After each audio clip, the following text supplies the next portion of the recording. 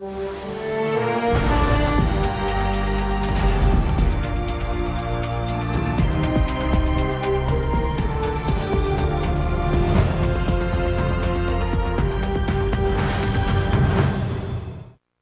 back to 31 Days of Oscar here on TCM. I'm Dave Karger.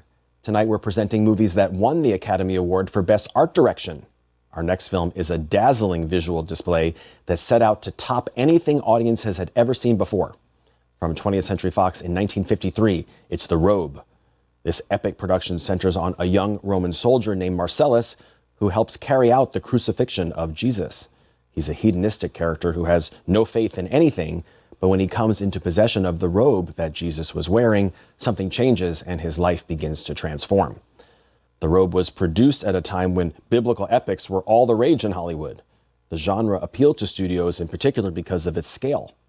In the early 1950s, Hollywood had to reckon with the growing popularity of television and produce films that would be impressive enough to lure audiences away from their TV sets and back into the theaters.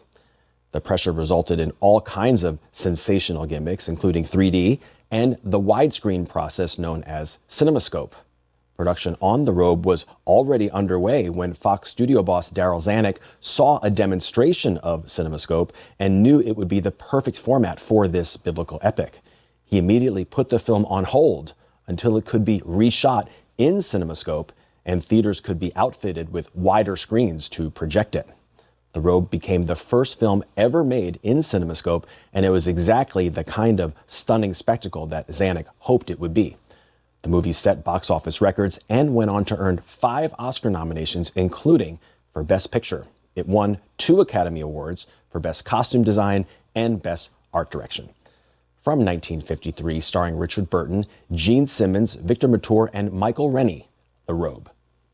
The Robe won the Oscar in the category that was then called Best Art Direction Set Decoration, the winners being Lyle Wheeler, George Davis, Walter Scott, and Paul Fox. At the time, the category was split to award one winner for black and white and one for color. The black and white winner that year was another Roman saga, Julius Caesar. The Robe earned 5 nominations in total, including one for Richard Burton as Best Actor.